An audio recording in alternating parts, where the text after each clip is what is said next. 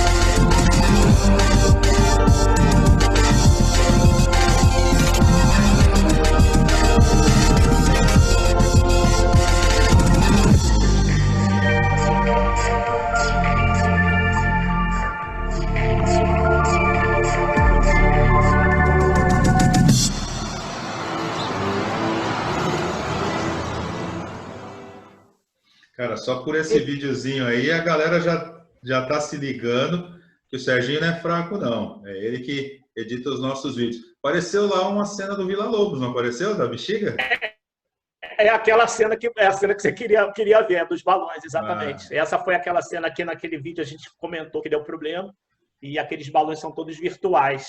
Porque legal, ele... Espera aí que eu tô com o meu... Deixei aberto aqui, dei uma comida de bola. Então você tem ali justamente aquela cena que deu problema e a gente teve, na hora de rodar, o diretor fez o movimento errado, as crianças soltaram os balões antes do tempo, os balões eram reais, né? E a solução para não perder a cena era o último dia de filmagem, não dava para refazer, não tinha tempo durante o dia para refazer tudo. E aí foi o primeiro filme que eu fiz de cinema E eu estava com o meu cara, que era meu braço direito da produtora na época, e falou, cara, a gente vai ter que resolver isso de alguma maneira. Aí, vamos tentar fazer virtual? Vamos embora. E aí a gente conseguiu esse resultado que ficou bem bom para a época. A gente está falando de 98. Muita gente que vai ver o vídeo aí, talvez não tivesse nem nascido, eu estava na mamadeira ainda, né? Eu vou falar uma coisa para você, Serginho. Eu tenho aluno que nasceu em 2002, cara. É surreal. Pois é. Então, tipo, para a galera ter uma ideia, isso aí tudo foi feito, esse Cena dos Balões, exatamente, foi em 98, uma coisa que no Brasil ainda era praticamente impossível. Basicamente, quem fazia esse tipo de efeito era a Globo e uma ou duas produtoras muito grandes aí de São Paulo que estavam começando a mexer. Eu fui praticamente a terceira produtora a fazer isso no Brasil, e a minha estrutura era pequena, eu tinha em torno de 15, 20 pessoas. Mas só para a galera entender, tipo, voltando lá no iniciozinho que eu comecei, me formei em programação visual, fui para Nova York com visual art, voltei para o Brasil. Aí muita gente vai perguntar, pô, mas por que você voltou para o Brasil, né? Você estando lá, eu tive inclusive proposta para estagiar na ABC, mas eu estava com 26 anos e na época ainda estava, quero minha mãe, sabe? Aquela coisa criado na molezinha, então você acaba sentindo saudade da sua família. Não era uma época fácil de você morar lá fora, porque não tinha internet, não tinha Skype, não tinha nada disso. Então, eu voltei para o Brasil. Por quê? Porque a Globo era uma referência de mercado mundial. Os gringos vinham, não a Globo Rede Globo, mas a Globo Computação Gráfica, que se chamava Globográfica. Ela era uma referência no mundo. Então, os gringos vinham estagiar. Era o inverso, era uma coisa muito louca. A gente era muito evoluído em computação gráfica. Época de Hans Donner, essas coisas todas. Né? Hans Donner revolucionando a televisão. Exatamente, ele modificando tudo. E, na verdade, ele foi minha referência para entrar na área. Porque eu fiz na época de faculdade ainda, a gente fez uma palestra com ele. E, cara, quando eu acabei de ver, eu já tinha uma vontade de ir para trabalhar em computação gráfica. E quando eu vi a palestra do cara, eu falei, esse é meu mundo. Então, eu segui exatamente ele como minha referência. Legal. Então, essa coisa da Globo foi uma coisa que me impulsionou. Quando eu saí da Globo, eu montei a minha produtora, justamente nessa mesma linha de criação, mas com uma liberdade criativa maior do que eu tinha na Globo. E aí, final de anos 90, eu fui para cinema. Mas uma coisa que você deve passar, Serginho, que é o que eu faço, porque aí a galera olha hoje e fala assim, mas o Sérgio, o cara é diretor de efeito, o cara trabalhou na Globo, o cara dirigiu um monte de coisa no cinema e o caramba. O cara é da Zona Sul do Rio, o cara nasceu enfim, o cara não passou perrengue. E a gente sabe que não é bem assim, né, meu parceiro? Pois é, óbvio que eu tive uma facilidade em alguns pontos, mas, por exemplo, para eu conseguir trabalhar na Globo, eu não tive indicação. Eu não tinha indicação. Foi batendo na porta, unhando na porta. Quando eu voltei dos Estados Unidos, eu com um currículo que eu já estava, School Visual Art, que era uma referência mundial até hoje, eu falei, eu achava que iam correr atrás de mim. E eu vi que não era nada disso. Eu tive que mandar um monte de vezes currículo para a Globo. Eu fiquei 2 anos tentando entrar na Globo. E eu mandava, eu ligava na cara dura, pegava o telefone e ligava, queria mandar meu currículo. Eu falei, não tinha e-mail, não tinha nada disso. Era outro mundo, né, Serginho? Então foi na unha mesmo. Até um dia que falei assim, tem uma vaga. Eu falei, putz, mas eu queria ir para a produção, eu queria sentar no computador e mexer. A vaga era para criação. Eu falei, putz, eu não sei desenhar, eu sou um cara de desenho gráfico, não sou um cara de desenho artístico. E aí eu falei, cara, aí eu sempre ouvi assim, entra, depois lá dentro você tenta se achar teu caminho, né? E foi o que eu fiz. E eu ouvi uma coisa do meu primeiro chefe, que foi assim, primeiro dia que eu entrei para a Globo, ele virou para mim assim, meu diretor de criação. Eu era abaixo dele, eu entrei como assistente dele. Aprenda tudo que você pode aprender aqui. Suga todas as informações que você pode, porque amanhã você pode não estar mais aqui. Mas você está no melhor lugar para começar a sua carreira. Cara, isso é meu mantra. Isso é meu mantra até hoje. Isso que você acabou de falar, cara, para a galera que me acompanha, que a grande maioria é a galera de recursos humanos, é exatamente a mesma coisa. Porque RH você tem a parte estratégica e a parte operacional. E a galera prefere, não dá para dizer que é a maioria, mas tem uma galera que prefere mais o estratégico parte de recrutamento e seleção, aquelas coisas que você sabe. Mas normalmente começa pelo operacional, que é departamento pessoal. Isso que você falou tem tudo a ver, cara. Vai, abocanha, né? Com todas as suas forças, aprende tudo que você puder e tenta se reinventar lá dentro. É o que eu falo para eles. Paulo, eu fui dos poucos caras dentro da Globograph, da extinta Globograph, de criação, que dominou a parte técnica inteiramente. Por isso que eu montei minha produtora em seguida. A minha produtora, o pessoal montou uma produtora. A produtora era eu e mais um cara. Eram os dois. O computador era dele, o pai alugou uma sala para ele, aí eu fui trabalhar junto e eu fazia criação e prospecção. E dirigia. E aí começou, até virar uma empresa, depois uma produtora com 15, 20 pessoas, que é basicamente esse portfólio que eu mostrei para vocês. E depois eu caí em cinema e cheguei a fazer um longa de animação para a Xuxa, chamado Xuxinha e Guto contra os Monstros do Espaço. Acho que muita gente pode ter ouvido falar. Mas foi uma idealização minha, de técnica, para mostrar que era possível fazer um longa-metragem de animação no Brasil num prazo curto. A gente fez esse longa-metragem do zero ao entrega do filme em 11 meses. Eu tinha 50 pessoas, eu tinha 25 pessoas em 2 turnos. E a história é longa, senão a gente vai rodar os 3 programas. Ele não conta, ele não está falando para a galera, mas ele tem história para contar. Ele ganhou um VMA na época do MTV, com o Rapa. Quem já acompanha o canal, tem até um vídeo que eu fiz lá, quando a gente montou um canal, falando disso. Mas, enfim, conta um perrengue aí para nós, Serginho, para a galera não achar que foi só coisa boa. Cara, perrengue tem vários. Quando você vai para filmagem, você está preparado para rodar de uma maneira. Você pega o roteiro, estuda o roteiro, troca a ideia e vai para o set pensando exatamente no que você vai fazer, no teu arroz com feijão. Né? Conta do Villa Lobos, já que a gente falou do Villa Lobos. Pois é, Villa Lobos é um bom exemplo. Porque a gente foi para esse... Era o último dia de filmagem, meu primeiro longa-metragem. Eu não tinha experiência de longa. Se eu falar para vocês que eu tinha experiência, não tinha absolutamente nenhuma. Eu tinha na teoria. Na prática, era uma coisa, o buraco era bem mais embaixo. E quando a gente foi para o set, que deu esse problema dos balões, a gente só ia fazer o seguinte: duplicação de crianças na arquibancada. Isso é uma cena que você, grosseiramente, se você roda o seguinte: você tem a arquibancada dá 1000 pessoas. Eu vou rodar as crianças num bloco de crianças, depois eu movimento elas para cá, movimento elas para cá, você faz em pedaços, depois eu junto os pedaços. Grosseiramente é assim que você faz uma cena de duplicação. Aí o que aconteceu? Quando eu tenho esse problema na cena dos balões, que eram balões reais e tudo, a cena não tinha efeito. E os balões foram soltos fora do tempo pelo um erro do diretor, que fez um movimento pré-acordado.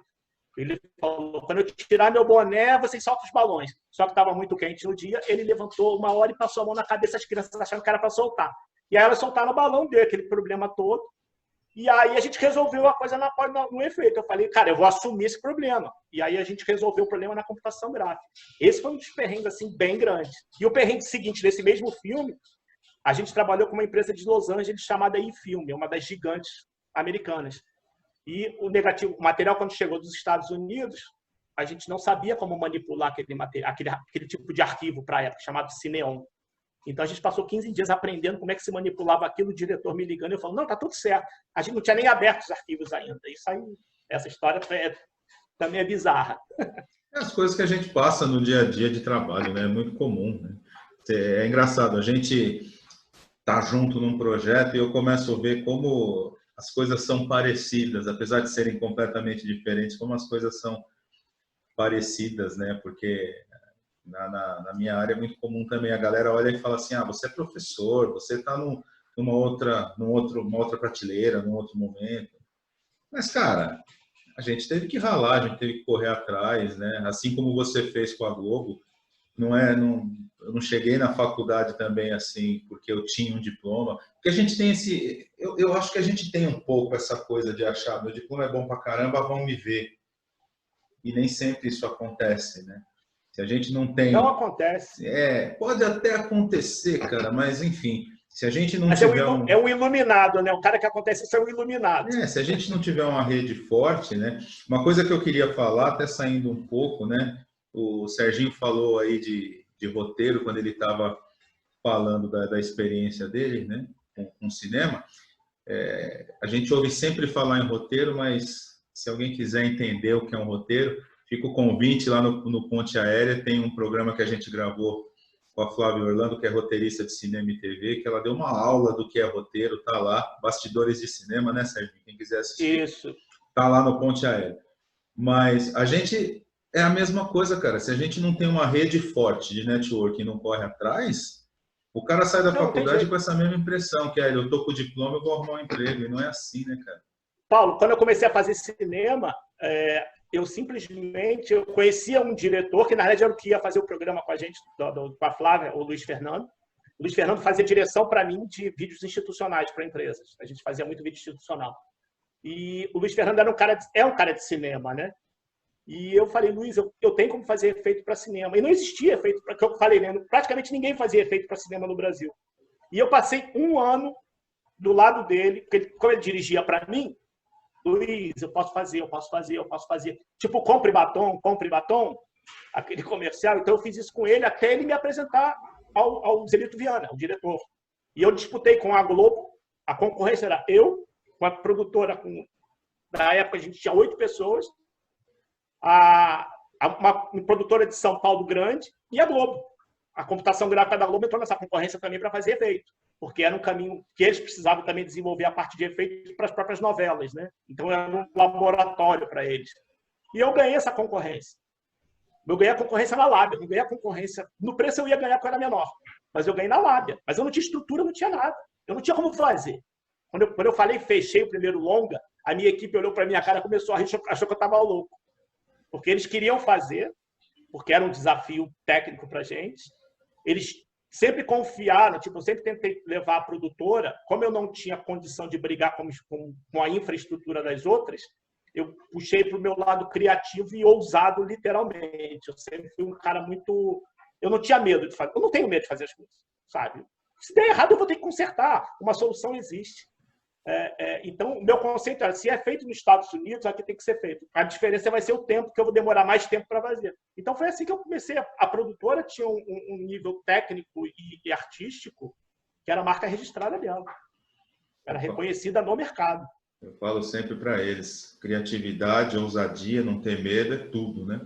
Ainda mais hoje em dia, né, cara, com esse mercado do jeito que tá, essa loucura.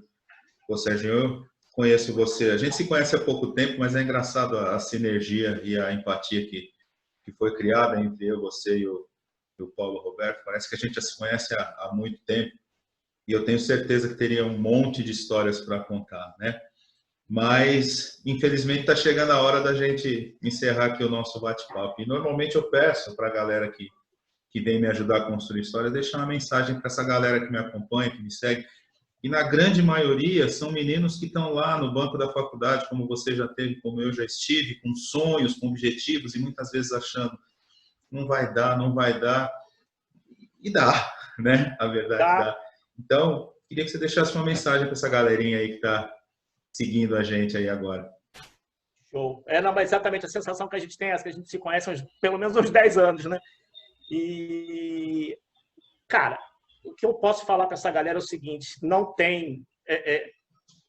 eu sempre aprendi o seguinte, tudo é viável, tudo é possível. Suguem as informações de onde vocês estiverem, com quem vocês estiverem em contato, informação. Peguem, sabe, não tem medo de perguntar, não tem medo de sugar a informação, porque é aprendizado, tudo é aprendizado.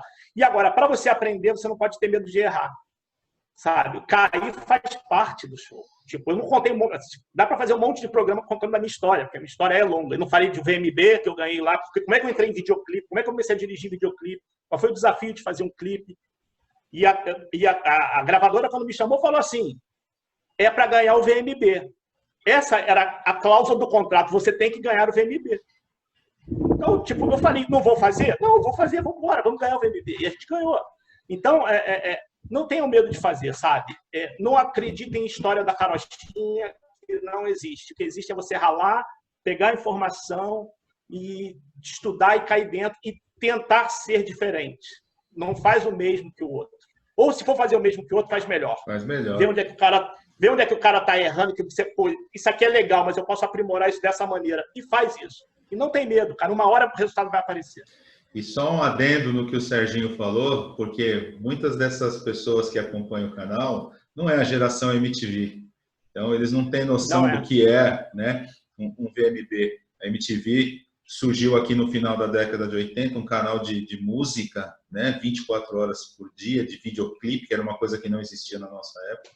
E ela, os prêmios que ela oferecia para os melhores clipes, era um negócio top. Então, quando eu falo que esse cara, ele ganhou, né, com o Rapa, ou seja, ganhou lá os prêmios da MTV, não era pouca coisa não, mas o cara ralou para chegar.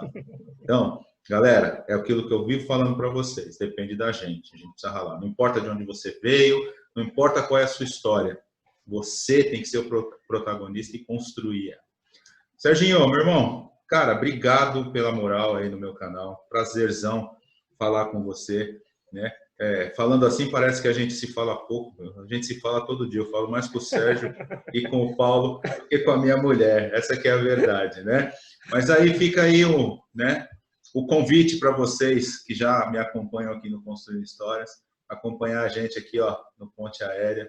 Eu, Serginho Schmid e o Paulo Roberto, 3 malucos falando de um monte de assunto, e quando a gente não entende, a gente chama quem entende para participar com a gente. Serginho, obrigado de coração. A galera acho que vai adorar ouvir as suas histórias. E é isso, cara. Obrigadão. Valeu. Um abraço para você. Valeu, Paulo. Obrigadão. E ó, canal... Isso aí, canal aberto para a galera. Quem quiser falar comigo, pega o contato com esse cara aí. E canal aberto, pode me acionar, pode perguntar. Eu sou assim... O que eu puder passar de experiência, eu passo de boa. Valeu, galera. Abraço.